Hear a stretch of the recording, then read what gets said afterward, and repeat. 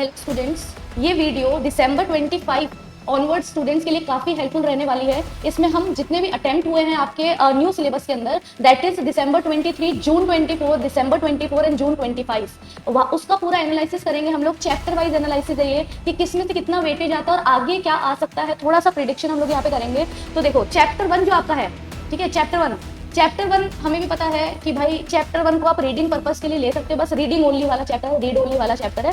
आपको इसमें ज्यादा मेहनत करने की कोई जरूरत नहीं है, आप बस रीड करके जा सकते हो। हम वेटेज भी देख रहे हैं इसका, 2 अटेम्प्ट में इसमें से क्वेश्चन नहीं आया, और आया है तो भी 3 मार्क्स का ही आया है, और इससे ज्यादा क्वेश्चन आ भी नहीं सकता इन द फ्यूचर कभी भी। चैप्टर 2 हमेशा से ही मैं क्लास में भी बोलती हूँ कि बहुत ही ज्यादा इंपॉर्टेंट है। चैप्टर 2 जो है वो कांस्टेंट है। अब देखो, इसमें से कुछ चैप्टर है जो कांस्टेंटली आए हैं और जिसमें से कभी भी वेटेज कम नहीं हुआ है या 0 मार्क्स का नहीं गए हैं, ठीक है। 0 मार्क्स का अगर वेटेज जाता है, इसका मतलब है वो चैप्टर को हम लोग थोड़ा सा लेस सीरियसली ले सकते हैं। बट जिस चैप्टर का कभी भी 0 मार्क्स का वेटेज नहीं गया, ऑब्वियसली वो बहुत इंपॉर्टेंट चैप्टर ही है हमारे लिए। और चैप्टर 20 का as you can see 21 marks का आया था दिसंबर 23 में, 6 मार्क्स का आया था ये जून वाले 24 वाले अटेम्प्ट्स में, और जून 25 में 9 मार्क्स का आया है, ठीक है। तो 3 करके भी इसमें से काफी क्वेश्चंस आते हैं। टोटली आपके 5 मार्क्स, 3 मार्क्स, इसके कॉम्बिनेशन में भी अच्छे क्वेश्चन इसमें से बनते हैं। सिंस ये कंपनी का चैप्टर है तो ऑब्वियसली इसमें से मार्क्स तो अच्छा खासा कवरेज तो होगा ही होगा, ठीक है। उसके अलावा चैप्टर 3 थोड़ा सा डाइसी है। चैप्टर 3 का हम लोग ज्यादा प्रेडिक्शन नहीं कर सकते, हो सकता है इसमें से अच्छा क्वेश्चन आ जाए, हो सकता है कि इसमें से ना आए। तो देखो, जैसे इसमें पहले अटेम्प्ट में नहीं आया था क्वेश्चन, फिर 15 का आया, फिर 3 मार्क्स का आया, 3 मार्क्स का, 6 मार्क्स का, ऐसे। तो इसका कुछ कह नहीं सकते ज्यादा, तो ये आपको पढ़ के ही जाना है। वैसे भी मुझे लगता है एलएलपी काफी इजी चैप्टर है। अगर आपको कंपनी अच्छे से आता है, आप कंपनी लॉ पढ़ते हो, कंपनी वाला चैप्टर यहाँ पे चैप्टर 2 पढ़ लेते हो, तो एलएलपी बहुत इजी है। उसमें खाली आपको टर्मिनोलॉजी देखनी पड़ती है, बाकी वो काफी हद तक कंपनी जैसा ही है। उसके बाद स्टार्टअप मेरे लिए शॉकर है, क्योंकि मैं हमेशा बोलती हूँ स्टार्टअप से अच्छे क्वेश्चन आएंगे, अच्छा वेटेज आएगा। बट हमेशा ये 6, 3 ऐसे मार्क्स के दे रहे हैं। हो सकता है दिसंबर 25 या उसके आगे वाले अटेम्प्ट्स में ज्यादा वेटेज का ये चैप्टर बनाए, तो इसको लाइटली अभी भी मैं बोलूंगी नहीं लेना है। चैप्टर 4 काफी इंपॉर्टेंट है, अगर ये वेटेज खींचेगा तो एक साथ ही काफी ज्यादा वेटेज का चैप्टर है ये। चैप्टर 5 का छोटा सा चैप्टर है, 3 मार्क्स का आ जाता है, 6 मार्क्स का आ जाता है। आप देख सकते हो चैप्टर 5 से 3 मार्क्स के क्वेश्चन आते हैं। दो क्वेश्चन आए हुए 6 मार्क्स का बना था पेपर, और 3 मार्क्स के आए हुए, तो इसमें से मोस्टली 3 मार्क्स वाले आते हैं। मतलब 5 मार्क्स का आप एक्सपेक्ट नहीं कर सकते हो चैप्टर 5 से। चैप्टर 6 एज वी नो कि थोड़ा सा लेस इंपॉर्टेंट चैप्टर है, जैसे चैप्टर 1 है, तो आप थोड़ा सा रीडिंग बेसिस पे भी ले सकते हो। हालांकि इसमें से इतना बेकार वेटेज भी नहीं रहा है, 6 मार्क्स का आया हुआ है, बट स्टिल इसमें ज्यादा पढ़ने लायक चीजें नहीं है। फॉर्म नंबर्स है और आपका थोड़ा प्रोसीजरल है, वो चार्ट से आपका कवर हो जाता है जो मैंने बनवाया था। बाकी इसमें ऐसा कुछ पढ़ने लायक ज्यादा है नहीं। चैप्टर 7 अगेन शॉकर है मेरे लिए। चैप्टर 7 इतना ज्यादा भी इंपॉर्टेंट नहीं है जितना ये वेटेज दे रहे हैं, तो इसको भी लाइटली नहीं ले सकते हम लोग। और ये कॉन्स्टेंटली आया है, 12 मार्क्स का, 6 मार्क्स का नहीं है, 3 मार्क्स का, 6 मार्क्स का, 12 मार्क्स का, 9 मार्क्स का, तो अच्छा खासा चलता हुआ आ रहा है ये। और चैप्टर 8 तो स्टार्टअप, और स्टार्टअप वाला चैप्टर 4 एंड चैप्टर 8 दोनों ही बहुत ही इंपॉर्टेंट चैप्टर्स है। हमेशा मैं बोलती हूँ कि या तो चैप्टर 8 से ज्यादा वेटेज का बनेगा या चैप्टर 4 से बनेगा। अब वो इतने अटेम्प्ट से चैप्टर 4 से नहीं बना रहे अच्छा वेटेज का, पर वो चैप्टर 8 से बना रहे हैं। तो चैप्टर 8 है 12 मार्क्स का आया हुआ, 6 का, 15 का, 6 का, तो अच्छे खासे 3 मार्क्स के अच्छे खासे क्वेश्चन आपको देखने को मिल जाते हैं, क्योंकि उसमें टॉपिक बहुत ज्यादा है चैप्टर 8 के अंदर। ARC है, MFI है, आपके अलग अलग सेक्टर के क्वेश्चन है उसके अंदर, तो आपका अच्छा खासा 3 मार्क्स कवर करते हुए अच्छा खासा वेटेज वो ले जाता है अपने साथ, और इसको हमेशा अच्छा वेटेज ही रहने वाला है। आगे वाले जितने भी अटेम्प्ट्स है उसमें चैप्टर 4 और चैप्टर 8 को लाइटली नहीं ले सकते, और चैप्टर 2 तो देखो अटमोस्ट इंपॉर्टेंट है आपका। उसके बाद चैप्टर 9 जो कि 3 मार्क्स वाला ही चैप्टर है। अगेन इसमें 3 मार्क्स से ज्यादा क्वेश्चन बनते हैं, 5 मार्क्स से कम बनते हैं। इसमें एक अटेम्प्ट है दिसंबर 24, उसमें 18 मार्क्स का वेटेज खींचा है इसने, but again very easy chapter, very easy chapter, तो इसका वेटेज का हमें डिस्कशन करना ही नहीं चाहिए।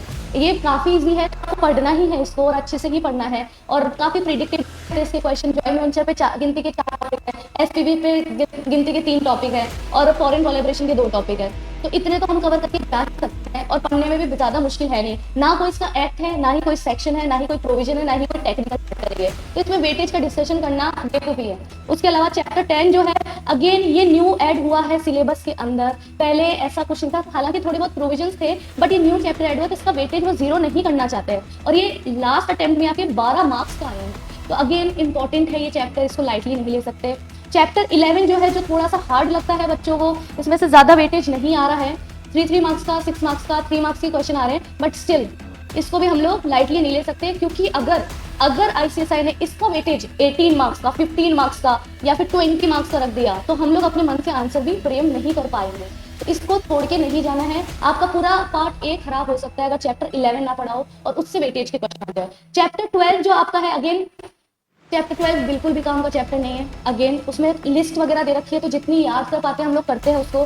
कुछ एक दो टॉपिक्स जो हाईलाइट कराए हुए हैं, स्टार मार्क करे हुए हैं, वो इंपॉर्टेंट है, जैसे examination to the section 8 company, specific and general laws वाला टॉपिक, या फिर जैसे कुछ फूड वाला रिक्वायरमेंट्स, लाइसेंसिंग की रिक्वायरमेंट्स, या फिर एक्ट कौन कौन से अप्लाई होते हैं फूड इंडस्ट्री पे, टेलीकॉम मीडिया टेलीकॉम वाली इंडस्ट्री पे। तो एक दो टॉपिक है जो थोड़े से काम के हैं, बाकी इसमें है नहीं। और ये 3 मार्क्स का ही पूछ रहे हैं। अगेन फर्स्ट अटेम्प्ट में पूछा नहीं, बाकी वो 3 मार्क्स का पूछ रहे हैं, तो इसको हम थोड़ा सा लाइटली ले सकते हैं, इतना कुछ इशू नहीं है इसके अंदर। अब लेकिन देखो, अगर आपने नोटिस किया हो तो दिसंबर 24 वाले पेपर में इन्होंने पूरा वेटेज खींचा है 7, 8 और 9 से, 7, 8 और 9, बाकी में 3 मार्क्स के इन्होंने कांस्टेंट रखे। अगर आप दिसंबर 23 देखते हैं तो उन्होंने 2 चैप्टर पे बहुत ज्यादा फोकस किया, चैप्टर 8 और 2, जो कि मेरी स्ट्रेटेजी के अकॉर्डिंग बना था पेपर दिसंबर 23। जो मैं बोलती हूँ कि चैप्टर 2, 4 और 8 में से किसी एक में वो पढ़ेंगे, है ना। और चैप्टर 5 जो आपका 13 है, चैप्टर 13, चैप्टर 13, चैप्टर 2, चैप्टर 4 और चैप्टर 8, ये 4 में स्टार मार्क करवाते हो चैप्टर, और ये बिल्कुल उसी के अकॉर्डिंग पेपर बना था दिसंबर 23। फिर जून में उन्होंने जून 24 में क्या किया, सबको बराबरी दी, सारी चीजों को बराबर रखा। दिसंबर 24 में वो 3 चैप्टर पे फोकस किया उन्होंने, सिर्फ 7, 8 और 9। तो जो बच्चे ये तीनों अच्छे से पढ़ के गया होगा उसका पार्ट ये बिल्कुल बढ़िया हो गया होगा। बाकी जिन्होंने तीनों अच्छे से नहीं पढ़ा होगा, बाकी पे फोकस किया होगा, तो उनका पेपर थोड़ा सो हुआ होगा। अब जून 25 की अगर हम बात करते हैं तो उन्होंने अगेन वो एवरेज मेंटेन किया है कि सब चैप्टर से हमें पूछना है, थोड़े जो फालतू से चैप्टर है, चैप्टर 1 है, थोड़ा सा 11 है, उनको हटा दिया, बाकी सब में से ऑन एन एवरेज अच्छा क्वेश्चन, अच्छा पोर्शन पूछा है। लेकिन इसमें ध्यान देने वाली बात यह है कि जो चैप्टर 8 है आपका, वो हमेशा से कांस्टेंट रहा है। तो चैप्टर 8 और अगर चैप्टर 8 से नहीं आता तो चैप्टर 4, इनको हमें कॉन्स्टेंटली पढ़ना है। और चैप्टर 2 और 13 मोस्ट इंपॉर्टेंट, ठीक है।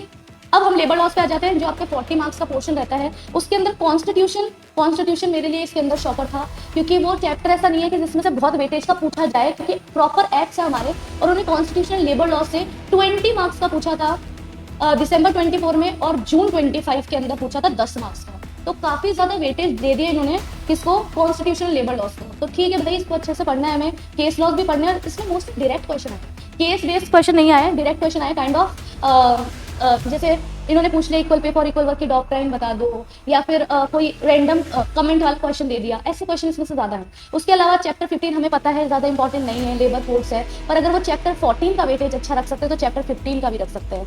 तो आईसीएसआई अनप्रिडिक्टेबल है, हमें पता ही है, तो उस हिसाब से तैयारी करनी पड़ेगी। अब देखो, सबसे ज्यादा है ना जिसका कुछ नहीं कह सकती मैं, जिस पे मैं कमेंट ही नहीं कर सकती, वो है फैक्ट्रीज एक्ट। फैक्ट्रीज एक्ट इतना बड़ा एक्ट है, इतना इंपॉर्टेंट एक्ट है, फिर भी 2 अटेम्प्ट से, पिछले 2 अटेम्प्ट में से इसमें एक भी क्वेश्चन नहीं आ रहा है, एक भी क्वेश्चन, मतलब not even a single question of 3 marks का क्वेश्चन भी नहीं पूछ रहे हैं। तो शॉकिंग है ये, तो फैक्ट्रीज एक्ट का तो हम कुछ भी नहीं कह सकते, टू बी ऑनेस्ट, ठीक है। उसके बाद जो चैप्टर 16 का सेकंड है, वो कभी आ जाता है कभी नहीं आ जाता, ऐसा उन्होंने मेंटेन कर रखा है।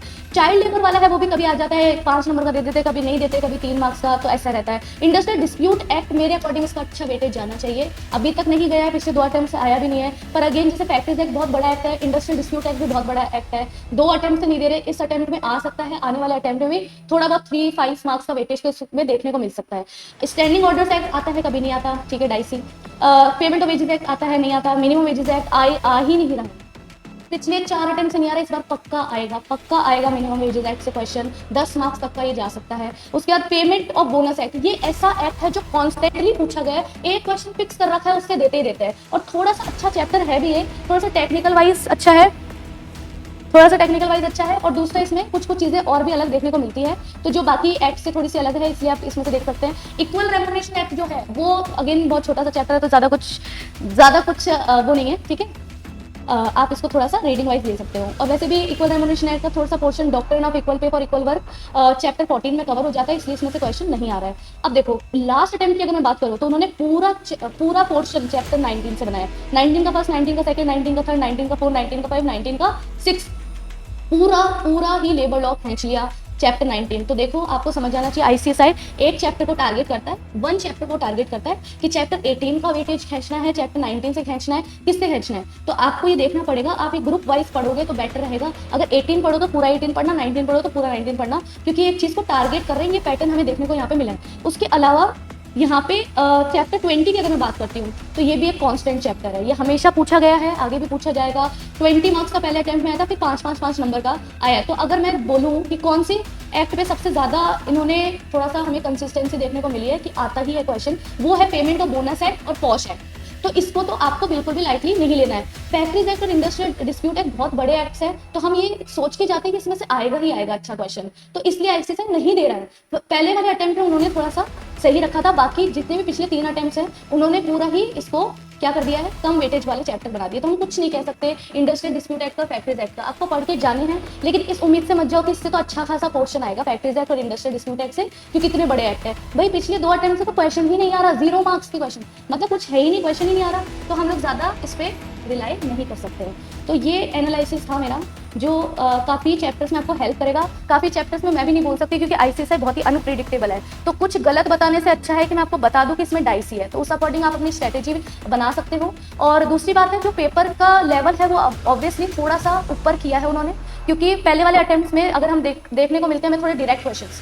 अब लास्ट वाला जो अटेम्प्ट था जून 25 का, मेरे पास पेपर्स है यहाँ पे, तो उनको देख के ही मैं आपको ऐसे बता रही हूँ, एनालाइज करके बता रही हूँ। जून 25 वाला जो अटेम्प्ट था उन्होंने थोड़ा सा केस बेस्ड क्वेश्चन स्टार्ट किए हैं। देखो कंपनी लॉ जितना केस बेस्ड क्वेश्चन नहीं आएगा कभी भी एसबीआई में, जेआईजीएल में भी थोड़े से डायरेक्ट क्वेश्चन मिलेंगे, एसबीआई में भी आपको थोड़े डायरेक्ट क्वेश्चन मिलेंगे, बट थोड़ा सा लेवल अप हुआ है। तो दिसंबर 25 और उसके बाद वाले अटेम्प्ट्स वाले स्टूडेंट्स को ये ध्यान देने वाली बात है कि थोड़ा सा डायरेक्ट क्वेश्चन आप ना पढ़े। लेबर लॉस की अगर मैं बात करती हूँ तो 20 मार्क्स के आपको डायरेक्ट क्वेश्चन फॉर श्योर मिलेंगे, ठीक है, चाहे ऑप्शन में मिले चाहे वैसे मिले। केस बेस्ड 20 मार्क्स के आपको मिलेंगे, 20 मार्क्स का प्रॉपर केस बेस्ड क्वेश्चन मिलेंगे, प्रॉपर केस बेस्ड, और जिसमें से भी आपका जो फर्स्ट क्वेश्चन होगा पार्ट बी का वो पूरी केस स्टडी बेस ही रहने वाला है। ये पैटर्न तो रहेगा ही रहेगा। 20 मार्क्स का डायरेक्ट क्वेश्चन को वो थोड़ा सा और कम कर सकते हैं, पर ऑन एन एवरेज 15 मार्क्स का आपका एकदम डायरेक्ट क्वेश्चन आएगा, जैसे what do you understand by adolescent, what do you mean by child, gig workers क्या होते हैं, ऐसे क्वेश्चंस आते हैं, वो आएंगे भी, ठीक है। और रही बात पार्ट ए की, पार्ट ए थोड़ा केस बेस ज़्यादा है, उसमें भी लेकिन आपको डायरेक्ट क्वेश्चन देखने को मिल जाएंगे,